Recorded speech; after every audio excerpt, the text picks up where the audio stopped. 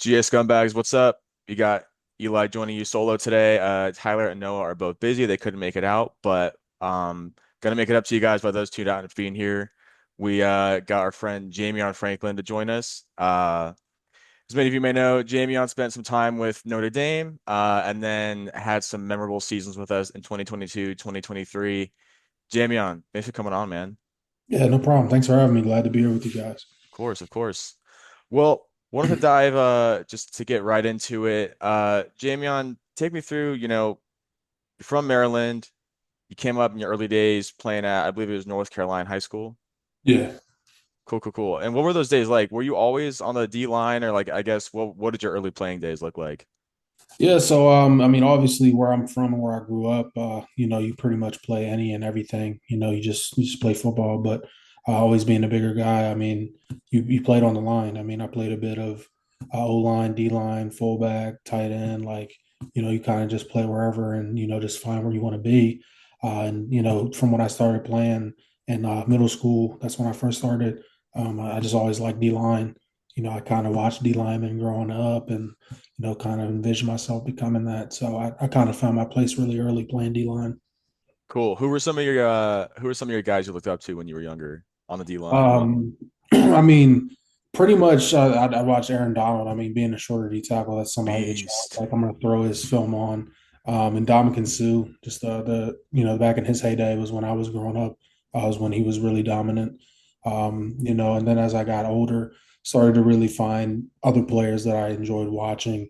Like now he's still playing Kalen Saunders. So as I got older, got into college and stuff, I started to expand who I watched. But even some old school players like Reggie White, just picking up on that kind of thing and just kind of studying ball and learning guys that played like me or were built like me and just kind of moving from there. Absolutely. Now it's funny that you bring up Aaron Donald. So I've got a good buddy who I used to work with who played O-line at Carolina back in the 2010s.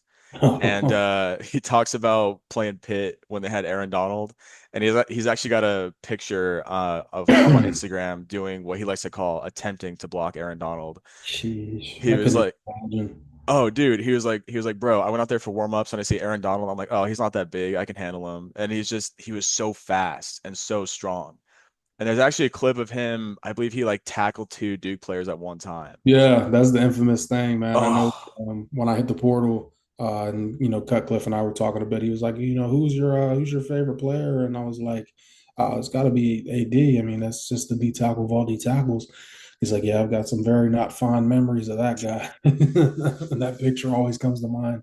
dude, the funny thing is, it's like because I mean like right before you came along to Duke, there were some like kind of rougher years like towards the end of the Cutcliffe era. But one thing I always joke about with my buddies is I feel like on ACC Digital Network, half the clips they got of like these insane plays happening in the late 2010s are always like against Duke. And I'm like, Yeah, dude, it's always Duke. It's always Duke. terrible. That's why I know that the Miami thing always comes up. Oh God. Yeah, that's just one of them. We're Um, getting our reparations now, though. oh yeah. Duke is about to start running the ACC. Yep. The ACC runs through Duke for sure. Um, so coming out of high school, I pulled up by the way, thank God for 247 Sports because they make this way easier than it would have been without them. So I pulled up your timeline. Looks like you had some unofficial visits to Maryland, some unofficial visits to Clemson, Boston College, Notre Dame, Penn State. Take me through some of your like early recruiting days, what schools you were particularly interested in, and then what schools were like really interested in you. Yeah, so I kind of was like a late bloomer. Obviously I'm from a small area in Maryland where, you don't really get much recognition. I was one of the first, me and one of my buddies, David Bailey, we were the two first from my high school in general to really go play big time college ball. So that was always a struggle. So I kind of like ran my own recruiting in a sense, getting my Twitter up and running, making sure that I was doing my own film and just learning and talking to guys that I knew and came across in camps. But I got up and running. I got my first offer from UVA, and then after that, everything started to run smooth from them. But yeah, it was a lot of camps, a lot of visits. Just getting my name out there, and a lot of studying ball and learning what I needed to do to get to the next level. So obviously, growing up in Maryland, you're kind of surrounded by the Terps and everything. So that was one of the schools that I was like adamant about getting an offer from and going and seeing. And unfortunately, I never got an offer from there, which is kind of wild. but took a lot of visits there. Had the coaches come visit me, so that was a good experience nonetheless. Obviously, yes, just being your home school and being around it and really seeing it was my first taste of what college football could be. But yeah, I mean, everything really hit the ground when I got that UVA offer. When I got that one, then I kind of started getting noticed. I finished with about 20 offers total before I decided to make a commitment to Notre Dame and go play start my college career there. Yeah, no, I was looking at like some of your other offers. Like it looks like you said, like you got the offer from UVA late in 2016, and then they kind of started to fall after that. You got Yeah, one from Vanderbilt, Temple, Georgia Tech. Later on, you got offers from Wisconsin and VT, but also you got an offer from Duke, which is yeah. pretty interesting. I guess what were those early conversations with Cut? Was it Cutcliffe who was recruiting you? Yeah, it was a combination of Cut and Coach Ben Albert that were kind of going back and forth trying to recruit me. And it was just ultimately, what Duke could offer and, with education and with playing high level football in the ACC. That was just really the biggest pitch that they were both selling me on. And I kept them in the running for a while, but, being a young kid and going throughout the process and filling things out, obviously at that time, I just didn't feel like it was the right decision for me to make. Yeah, Um, I was chasing the big names. And I mean, it's funny, like, like I said, like I got my first offer. I was a late bloomer. But it's kind of with recruiting, it's funny. And I don't really know, it kind of still the same, now today as it was when it was my time to be recruited. Everybody's always scared to be the first person to pull the trigger. But it's like a domino effect. Once you get an offer, then they're like, "Oh, well, hell, like what are we missing with this guy? If they offered him, then why don't we? yeah. If NBA offered, then why, as Duke, why don't we look at this guy?" They're always trying to steal each other's guys, but nobody ever wants to be first. So that's the funniest thing about the entire recruiting spiel. And nowadays, it's all different because of the transfer portal and IL. So it'd be interesting to see, but I think it's still the same case where guys are always scared to be the first person to pull the trigger. Yeah, absolutely. And it's funny you say that because like you were playing in the days, before the wild wild west of like the Yeah. unlimited transfers, all Hmm. this NIL money, all this stuff. So like, as enticing of an offer that Duke may have had for you on the education side of things, like just objectively speaking, like the 90,000 person crowds at Notre Dame and the Yeah. big matchups are going to call your name slightly more than Call my 30,000 name. seat Wallace Wade.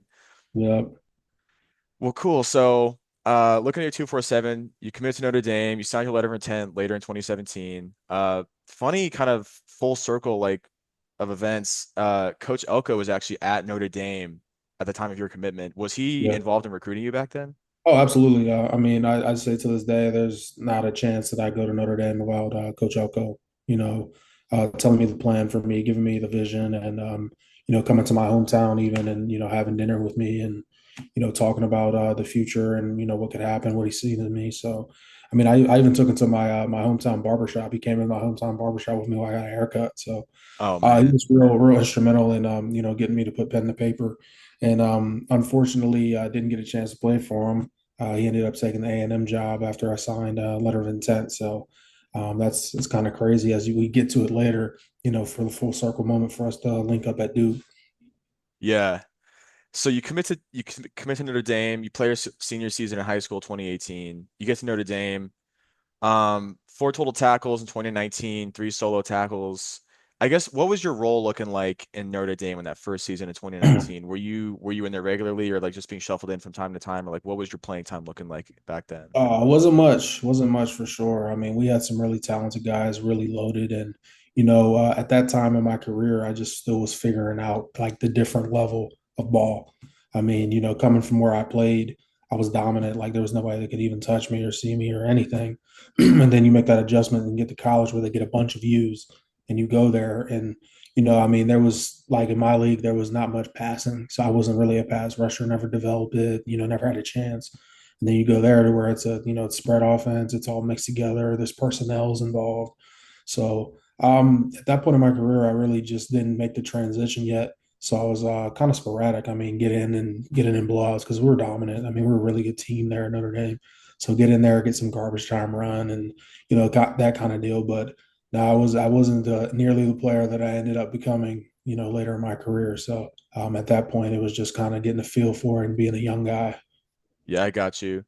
And looking at your stats, looks like 2020 didn't play. I guess did you end up taking a COVID year that year? Like ended up happening in 2020 to I guess did you just take a year off or Yeah, so 2020 was the year that I took my COVID season and I ended up transferring later that year too. So got you? Yeah, because it looks like you entered the transfer portal in October, ended up committing and transferring to Duke in December. I guess what about Duke was it that made you end up going back to them? Like, did you reach out to Coach Cut? Did you reach out to one of the assistants that who had recruited you initially? Tell me what that looked like. So it was kind of the same 1-2 punch that wanted me out of high school, and Duke was always in my mind. I mean, even when I came down to the decision for Notre Dame, I mean Duke was in the consideration as well. But yeah, when Coach Albert reached out initially, and then Coach Cut and him, kind of worked together. We all talked together about the plan, but I came back to it and being older and realizing what I wanted for myself and my future, and the education played a huge part. I wanted to get a meaningful degree still. Thank God I have it now. But I knew that I wasn't going to graduate from Notre Dame. Unfortunately, with the time that I put in, it just wasn't enough. I wanted to continue to play and get my degree, and it wasn't possible there. I had to leave. I wasn't going to pay for the remainder and have to sit out and wait it while I was there. So I just came down to those factors, and being an adult at that point, and really learning and growing on what I want for my future. And Duke was it. Duke was it. I knew that I was still going to play some big time games coming into the ACC, where the best football is. So, a combination of that and really getting out of North Carolina was a whole hell of a lot better than the weather in South Bend, Indiana, as well. So, Amen. down south. So it was kind of the best concoction of things for me to make a decision to come down and play in Wally Wade. Yeah, I love it. I love it. Yeah, I mean, we get some cold games down here in North Carolina, but I mean, nothing compared to That's those. later. That's later though. Yeah, nothing compared to those. That's It's when it comes to football weather. dude, college football season is so funny in North Carolina because like you get games any day game in September and you're sweating your ass off in the bleachers in Wallace Way. I know this from experience, and that makes it tough to tailgate.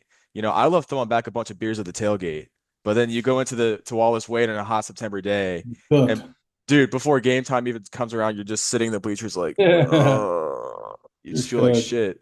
But then the very next month, you get a night game in October and it could be freezing cold. It's just Freezing. how funny that turns around. And my aunt from Florida, she used to come up all the time. We actually had to get her a heated jacket because she would always come towards the end of the year in the cold games. And I would, she'd be suffering up there. So we had to get her a heated jacket. Man, I know she hated that Wake Forest game in Oh, 2023. oh yeah. It was Dude, that horrible. was the worst one. I went home after that game and I legit sat in my shower for like 10 minutes and just let the hot water just come down and like thaw me out a little bit, man. That game was freezing cold. Yeah, Well, cool. You come to Duke, your first season as a Blue Devil, 2021. Not not great. not the best How would I season hope? that we ever had under Coach Cut. Ended up being Yeah. 3-7. No wins in conference play, unfortunately, and that ultimately ends up I leading was like, to what the hell? What did I do? I That's how know genuinely I was like, what did I do? having some of the thoughts like, what was I thinking? Yeah. Like, I want to get the education, but was it worth this type of thing? Yeah, because I mean, I'm obviously I wasn't playing, but like coming from a program where I was in the CFP. Like my freshman year, I was hurt, but I was a part of the college football playoff. We were in the Cotton Bowl Yeah, against Clemson, and we got beat. But just the experience being a guy in college football, that's what you hope for yeah, big moments on the big stage. And I mean, I probably had lost at that point in my career, probably lost like 4 games total. I don't know. I mean, I'd have to go back and see the records, but I hadn't lost 9 games. What I mean? So it was tough, definitely that first season. yeah, man. It was tough because like for me, I became a Duke fan the year Cutcliffe came up to Duke in 2008. So like just seeing what he did for the program, like legit. I mean, I don't know if you've ever heard just how bad the program was in the early 2000s, but like he legit pulled Duke football out of the depths of hell and like was taking us to bowl games regularly and like 8, 9 win seasons, had us in the ACC championship game one year. And so to see it kind of start, slipping like that was like really disappointing and just hated it for Coach Cut. Obviously 2021 ends up being the year they, let him go. Yeah, very unfortunate. Very Very unfortunate. unfortunate. Like, how was that? Like, how did that kind of shake the locker room? I guess I'd like to know. It was tough. I mean, it's one of those things where like, there's change that needs to happen, but I mean, it doesn't make it any easier. Right. everybody because I mean he changed a lot of people's lives. Like, he made fan out of you, but think of the guys that weren't getting recognition. They got an opportunity to play big time football because he Hmm. took a chance on them. He gave me a second chance at a career or at a football playing career and another college education. When not a lot of schools were willing to take that chance, and he did. Yeah. So definitely a great man, great guy. I really hate that it had to be that way, but it's never easy when there's time to make a change, but it always reaches that point. Football playing and coaching can't last forever. So Yeah, exactly that. And like that's one of the things people talk about is like part of his downfall was that he was like super loyal to his coordinators. And like yeah. that was kind of his downfall. And it's like, man, is that not the most Cutcliffe thing ever to just be too loyal and like treat people too well? I mean, that's so Cutcliffe. It just kind of You speaks got to your who he guys. You is. got your guys. Yeah. Well, and that's the thing. It's just like I love getting to meet like, guys like you, former players, or even like parents of players who played under Cutcliffe and just like the impact that he left on people, just like what he means to people and just how much highly people think of him. Just really Yeah. speaks to his character. And it sucks seeing that happen, but like you said, like it's necessary change, but that doesn't make it any easier. No, never. It's like ripping off a band-aid. Yeah. Well, then a familiar face of yours comes to the program. Duke makes the what I think is a slam dunk hire in hiring Coach Yeah. Mike Elko. Take me through like what your emotions were, not only getting a new coach as a Duke player, but also that new coach being somebody who was so instrumental in your, recruitment process back in the day. Yeah, it was great, man. I mean, we went through the process pretty quickly. I'd say that there was a lot of candidates, a lot of lists floating around, a lot of texts in the group me, a lot of Nina Kings, like, hold on, be patient. And then we finally got on a Zoom call together collectively as a team, parents, everything, Nina. And Mike Elko box pops up on a Zoom just like this. And I remember lighting up. I'm like, man, like, because that's who I knew that was out there. I knew there was opportunity. I heard the rumblings and I knew what he was about and what he could do with us and for us. And I was just happy, man. And I mean, while the Zoom's going on, like me and you are talking, the guys are hitting me and group me like, "Hey, what's he like?" and da da da. And I'm like, "Buckle up." I was like, let's go. Like, this is what we want. This is what we've been, bitching and moaning about. And now that we got it, and he's going to bring in a staff that, as you guys ended up seeing, put us in the right position and gave us what we want. We just wanted a chance. We wanted a chance to win games. We wanted a chance to be great and continue to grow and learn in the game of football and in the ACC. And as the results turned out, we did that, and we went from 3-9 to what we ended up going that first year to 8-4, 9 and Yeah, 9. yeah. So in 2022, like 2021, you guys are 3-9. Elko comes in, immediately makes an impact. You guys end up going 8-4 in the regular season. Yeah, 2022 ended up being 9-4 with a win in the Military yeah, Bowl. yeah, I mean, just unreal, I guess. And I'm curious to learn, what were some changes? Obviously Elko kind of took the team and did a full 180. yeah. What were some of the changes, like differences between, you know, the program, the state of the program, like how the coaches under the last Cutcliffe you were running things versus like when Elko came in? Like what were some of those differences that you feel like contributed to that turnaround? Well, one thing that I'll live and die on is that the culture of the entire program changed, and as you can continue to see today, that's still the case. And I think the most instrumental hire that'll go down in the history of Duke football is David Feely. I mean, the things that he does with guys and the way that he gets to break them down and build them back up into their new selves is just truly something like I've never seen before. I mean, the man did wonders for me in my career. He's continuing to do great things there, as you can see. And I think that, regardless, that's the best culture, the best weight room in the entire country of college football, hands down. But the biggest thing that I think for sure is the mentality of the program. Obviously the grind slogan and everything that was real. Like, you bought into that and Yeah. have belief in that and having people work towards that. It just changes things. And the physicality, I mean, the bodies, the way our bodies change, the confidence. You see yourself, you go through all the hard shit and workouts, stuff that you've never done before, and then you get through it on the other side, and it's like, what's a 4 quarter game compared to these gassers that I just ran, these sleds that I just pushed, these team lunges. You got your teammate on your back, literally, and you're lunging 100 yards. Like, what's a game compared to that? So I think that just the way that guys were seeing the way that their bodies were changing, the mentality, and learning the plays and being confident to make decisions and being in positions to make game winning decisions. Like, that was something huge that we didn't have before. So that was big time. Yeah, and it's funny that speaking on Elko and David Feely, Manny Diaz said himself, he's like, I don't know if I would have come to this program if it wasn't for David Feely. Just such like Yeah. an underrated, like people who were like super super close to the program know, like the players, the staff, and like the diehards, like me and my buddies. But then like people maybe more casual fans don't understand just how important David Feely is to this Don't hear program.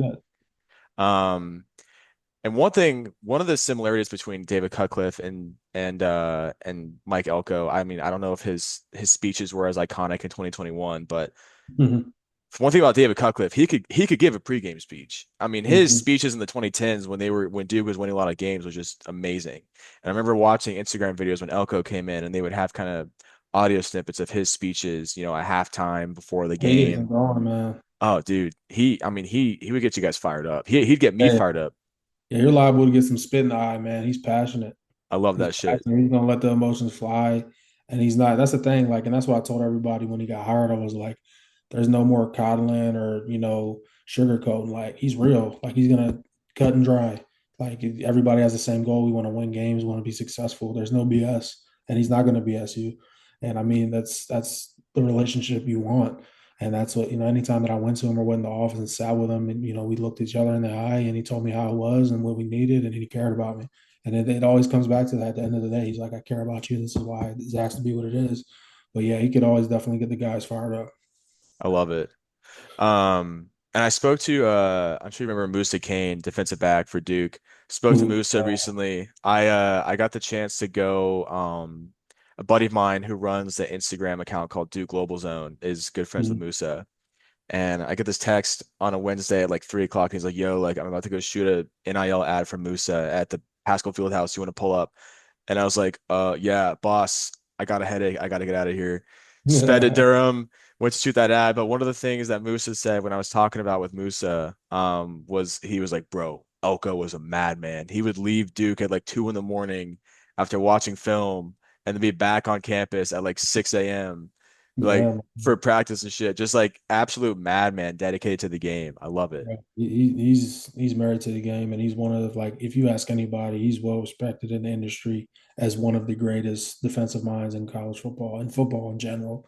And I mean, the guy graduated from Penn, so he's smart. He's one of the smartest minds that you'll be around, and he's really committed. Like he lives and dies and breathes this shit, man. Like there are some coaches that are out there that like they do it, but like he really does this. Like he loses sleep over stuff. So like, yeah, I'm not surprised at all.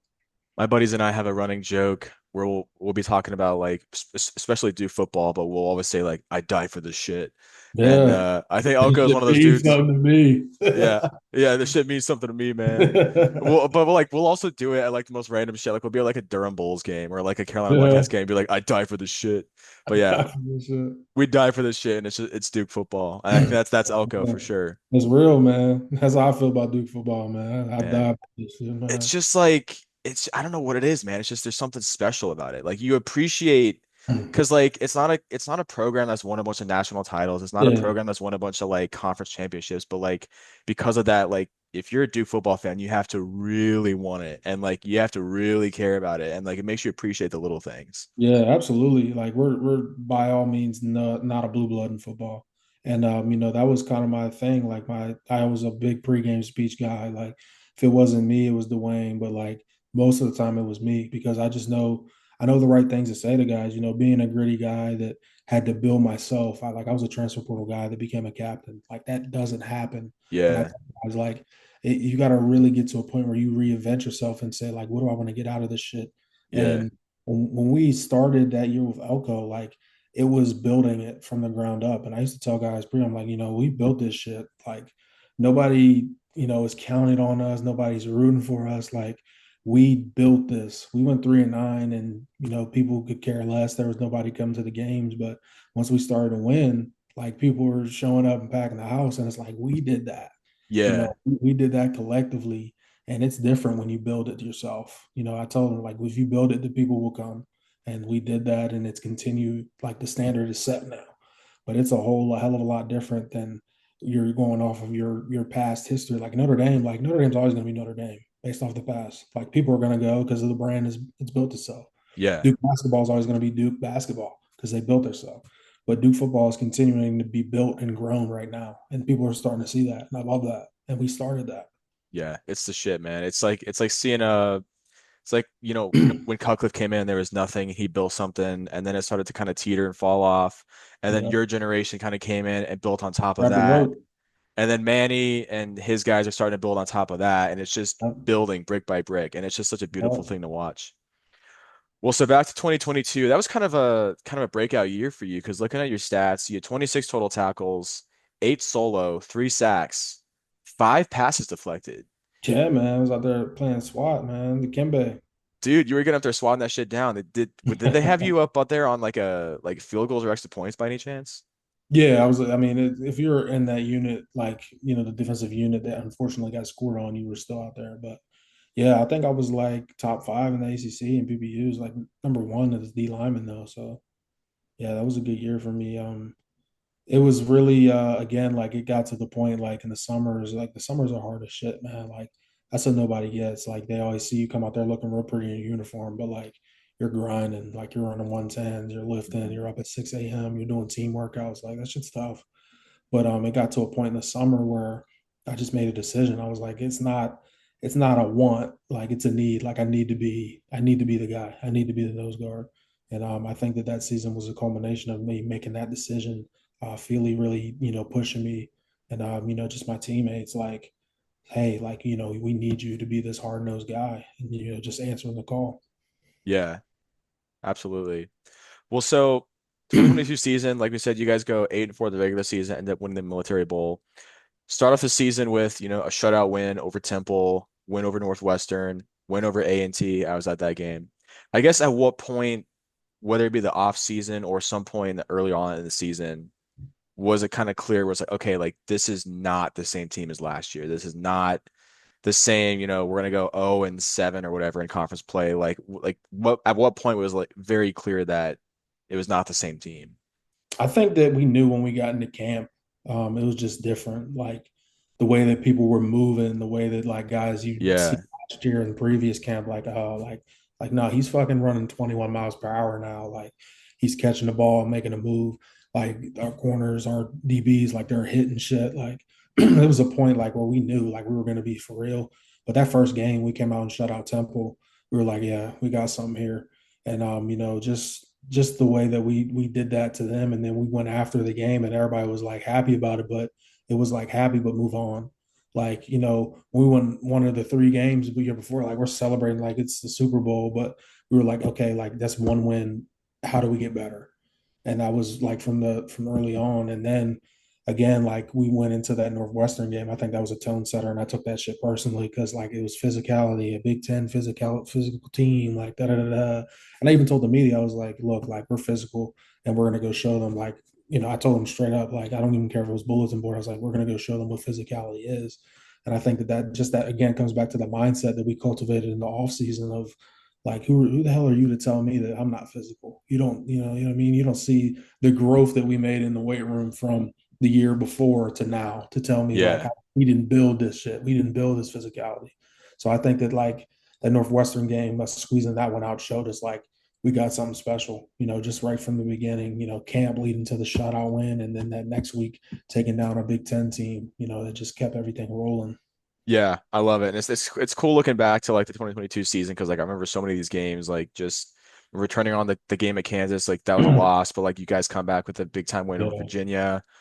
Um, and then Carolina comes in Wallace Wade Stadium, heartbreaking loss, Yeah, man. just heartbreaking. I mean, that was just Drake May. God, I don't know if you know this, but Daniel Jones, when he was at Duke, owned Carolina. Like I don't think Yeah. he lost to Carolina once in his whole tenure at Duke. But in turn, that was kind of Drake May and his time at Carolina. He never lost to Duke.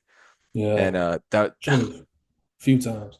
yeah, dude. I mean, it was like an 8 year drought, something like that. That's why this previous win meant something to us, man. Um, well, cool. Then you guys go into, the Military Bowl. I remember sitting at my desk at work and watching that because it was like during the day on a weekday or something like that. Yeah, that was a homecoming game for me, man. That was pretty cool. That's right. You're in Maryland. What was that like? You cut out. What's up?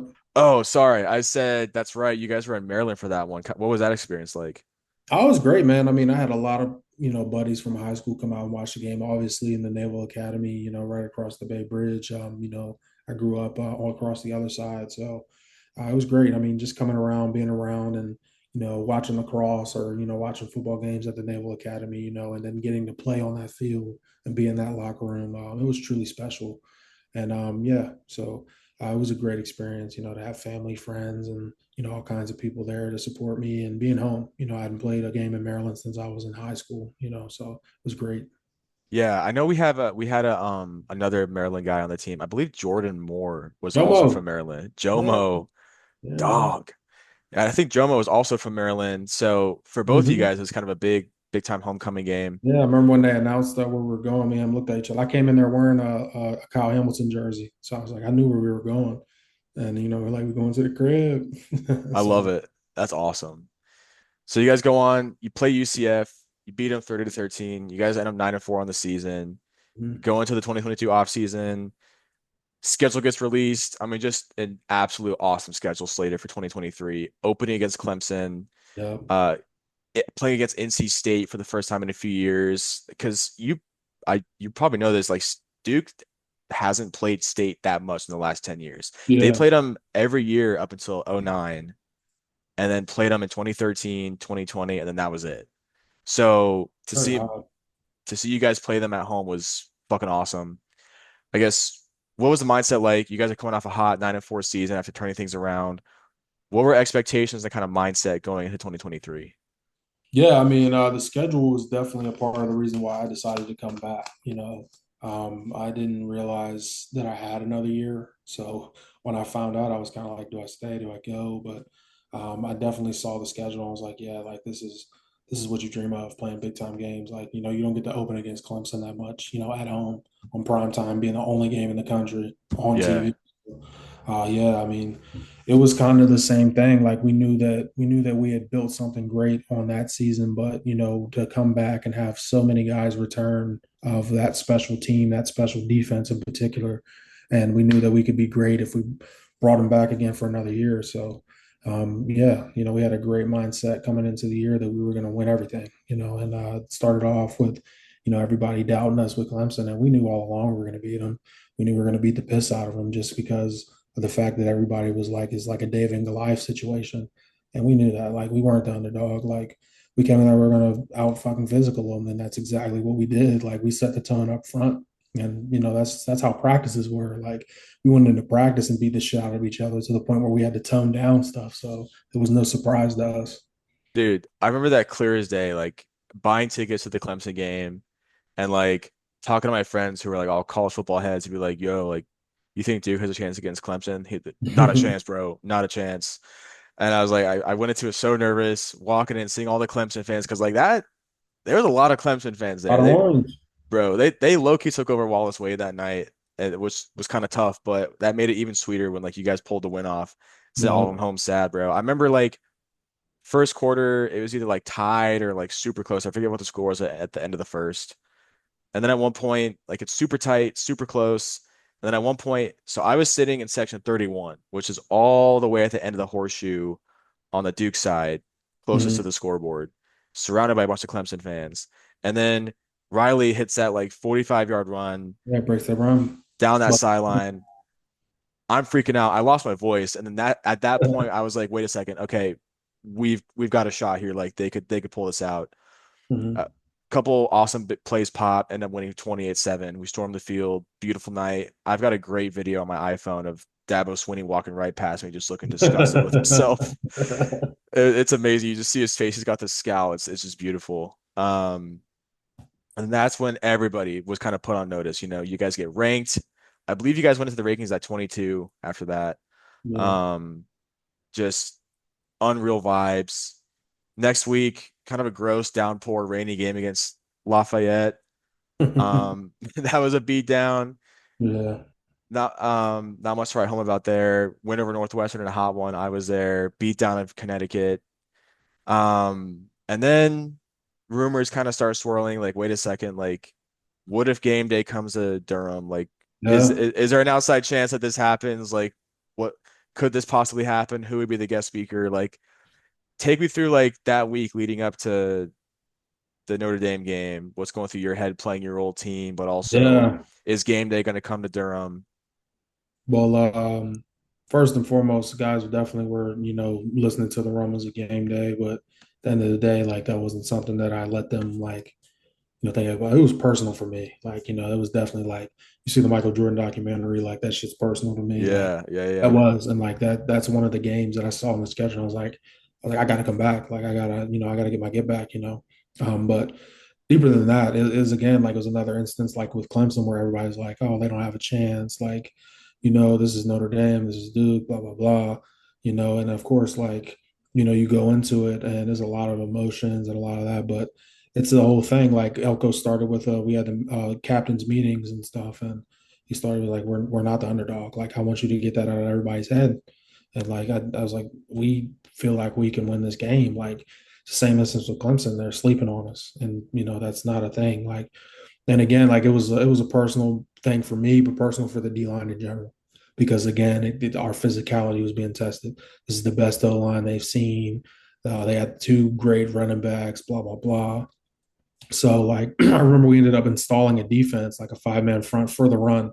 And we didn't even need it because we were just, beating the piss out of them up front all day. But how that game goes. So it's definitely ended up being a heartbreaker, and it's one that I'll never forget because it's one of those ones that you just hate to lose, especially in the way you lose it with a guy that doesn't run the ball, scoring or running an 18-yard first down. So it's tough, man. It's one of those again, like that's an unforgettable, heartbreaking moment, but it's one of those games where again, like we went out on the big stage and we produced how we were supposed to and how we yeah, believed we would, and you just, you fall short.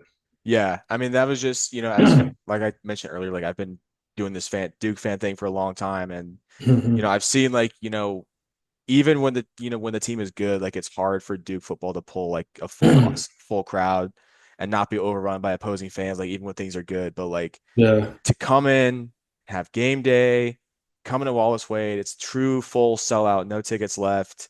They bring in yeah, the extra bleachers. Like that's something I've seen once in my life. Like I've ever, never that's the only game I've been at Duke where they've done that.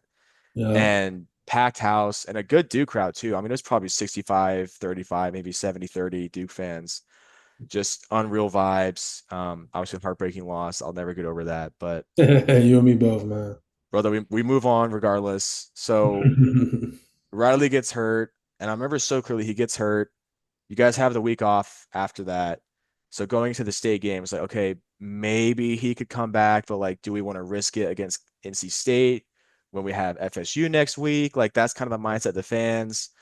Henry Beeling gets that start against State on a rainy night, completes like 4 of 12 passes, but two of those are touchdowns. You want to Yeah, talk about efficiency.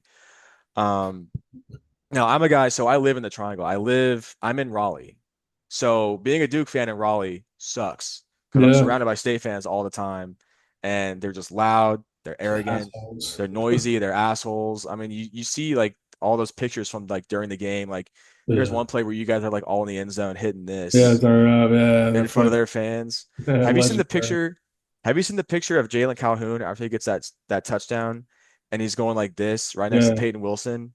yeah. I've I've been debating putting that on a t-shirt for like a year now. Oh, you got to. I got to, especially for this year, because the Duke State game is on my birthday this year. And I keep joking with my friends, I might die that day. Whether it's at the tailgate or during the game, I might not make it out alive.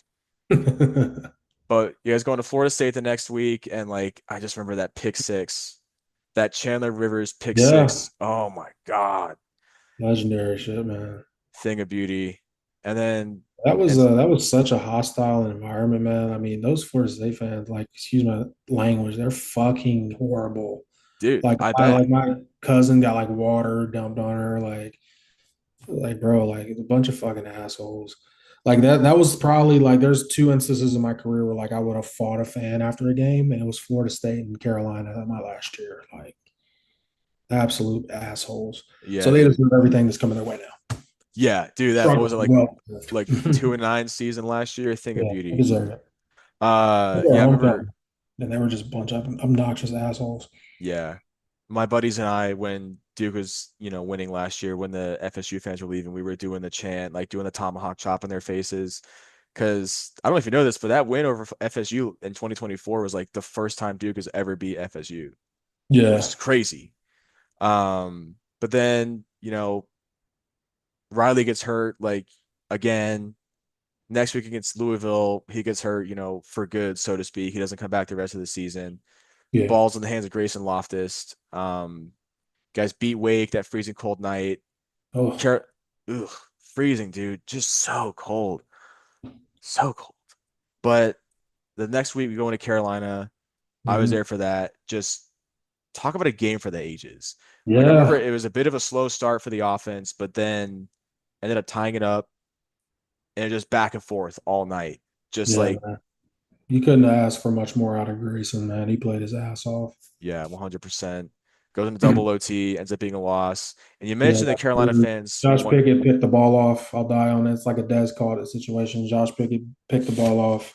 oh, There's not a pivotal play in the game in the history of ball that you don't review like that. Like even Nesbitt knew that he didn't catch that. Whoever that guy's name was, he knew he didn't catch that shit. well, So yeah. See, I was at the game and I had very little service, but my dad was at home watching on TV and he was texting me. He's like these refs are like definitely paid off. He was like, even the TV guys are saying like, what is going on? Why are they not reviewing hmm. that?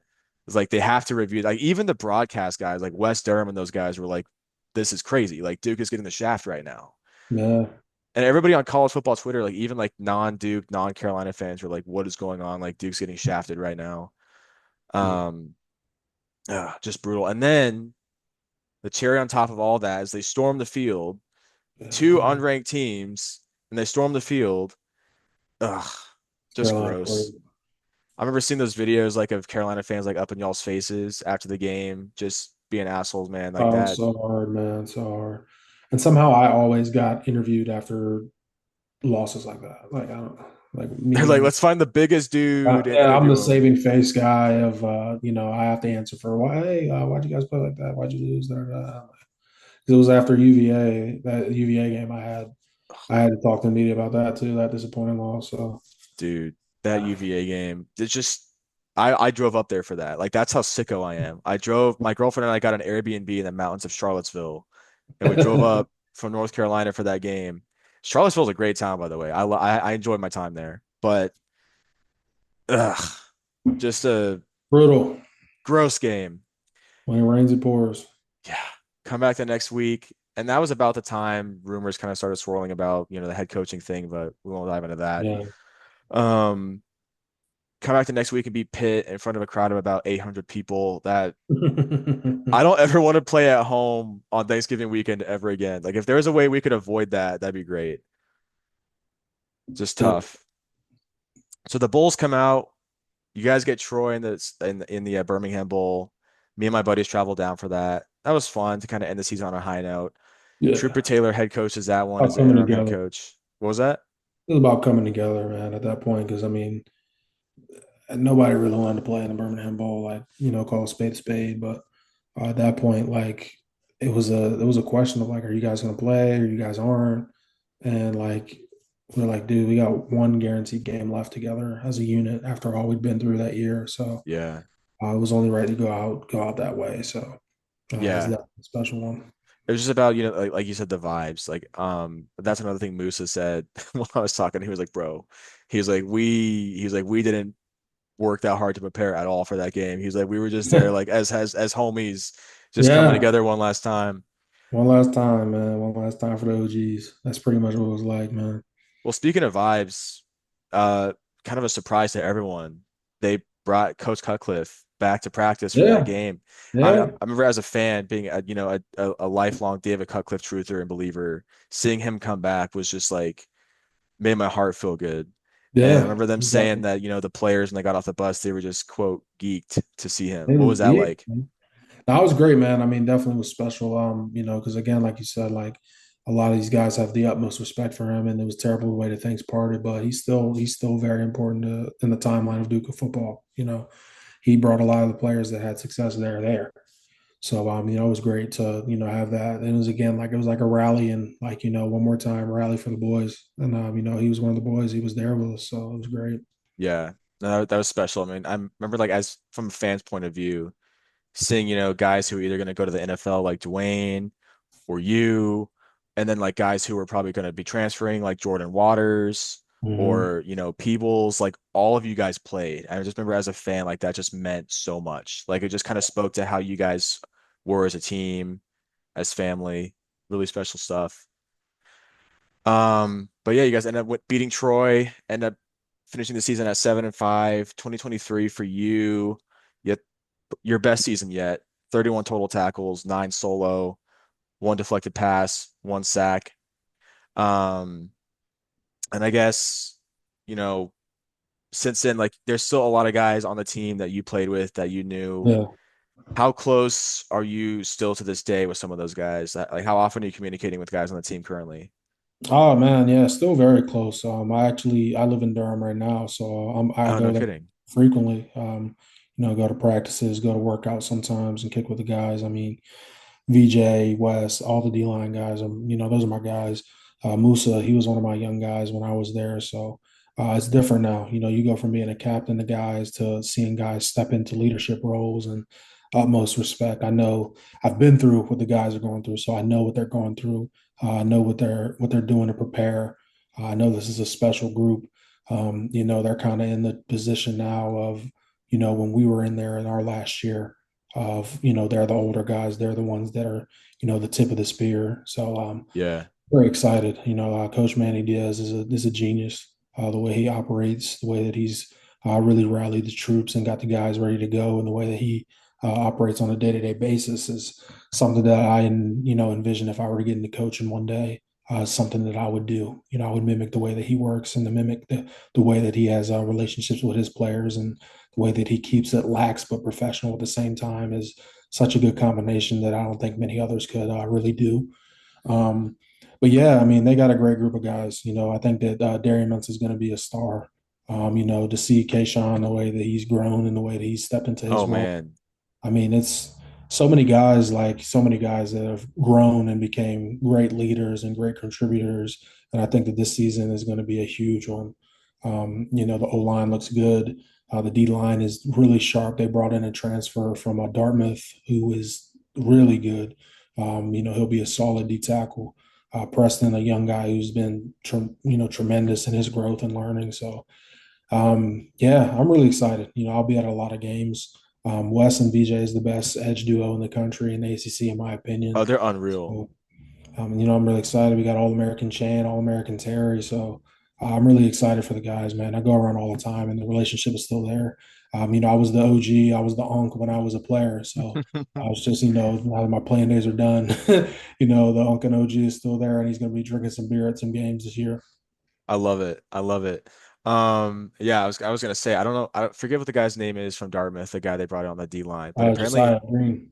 yeah, I think he just hit like tied the all time Hey, Ty Monk.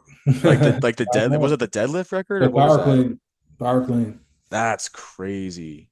And they also, yeah, dude, I'm pretty excited about some of these transfers they've got. I'm excited about Caleb Weaver in Yeah. the secondary. I'm excited. I'm honestly excited at kind of a sleeper pick, Cooper Barkay at receiver from Harvard. Okay. Yeah. Like, I feel like I don't know what to expect from him because, like, obviously he hasn't played P4 football yet, but like he was a dog when he was at Harvard. And it's an interesting thing with the receiver room because like we lost a couple of Duke legends and Jomo and Eli Pankel. Yeah. But I have full faith in Queso. I can just feel that he's gonna have a big season this year. Oh, yeah. And I'm looking forward Samir to too, man. Like dude. Samir's a vet. So Yeah, he's the guy that those guys look to, so I'm impressed with his growth and, his stick to itiveness. He's been a leader, he's been a guy in that room that you can depend on.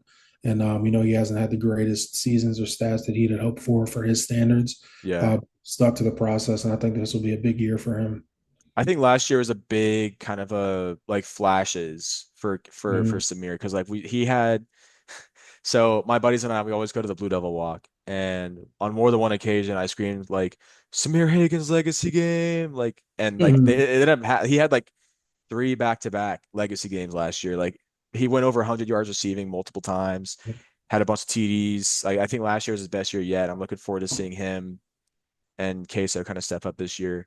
Um, but yeah, I guess knowing what you know about their schedule and knowing what you know about the team, realistically, what would you rank? Like, what would you guess the record is this year, and who would the losses be coming at the hands of? Um, Unless you have them going 12 and 0. I'm a firm believer in rolling it all out and letting because I feel like you speak things into existence. So I'm gonna go 12-0, man. Okay, I can't even put anything in the air with them taking a loss. So I love it.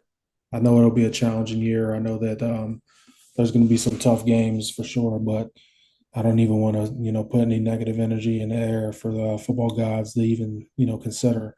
I'm just excited to, watch the guys come out and play an early game and, get the thing together because it's important to get those early ones, and, get the kinks out because each year you start fresh.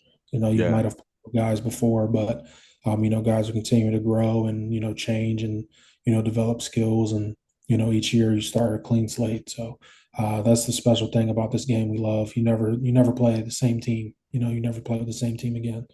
There might be some pieces there, some pieces gone, some familiar faces, but it's never the same team. So I'm really excited for the potential of what I've seen so far. And, I'm looking forward to seeing this season, what they can do. I love it. Well, on that note, my last question would be, what's your favorite memory if you had to choose one from your whole time at Duke, on the field, off the field? What's your favorite Mm. memory if there's one that sticks out? Favorite memory of all time, Duke football, my sack against Notre Dame. Sack against Notre Oh, Dame, the Selly with the wing, kicking the door down, and just that game in general. I mean, it was the best game of my college career by far. That game got me an opportunity to play at the next level. It felt good about how I performed and how I really just showed them, like, this is what walked away, and ultimately wish it was a different end result. But that's one of those ones that you'll hang your hat on and saying, hey, like you did everything that you could possibly do as a player, as an individual in a football game. yeah, It's a game. It's not on one any person. We lost that game collectively, but yeah, definitely that sack. It felt great. I felt great. I came out with my hair on fire, and that Selly. I got that picture. It's still a lock screen for me. That's my guy. So I love it. yeah, yeah. I'm going. Dwayne's getting married soon. I'll be going to that wedding. That's my guy for life. So Couple of Duke legends right there, man. Like you guys, I mean, holding down the front that 2023 season, 2022 season, those are special times. Well, cool. Jamion, thanks for coming on, brother. We appreciate it. absolutely, anytime, man. Anytime. All right, we'll talk soon. Yep.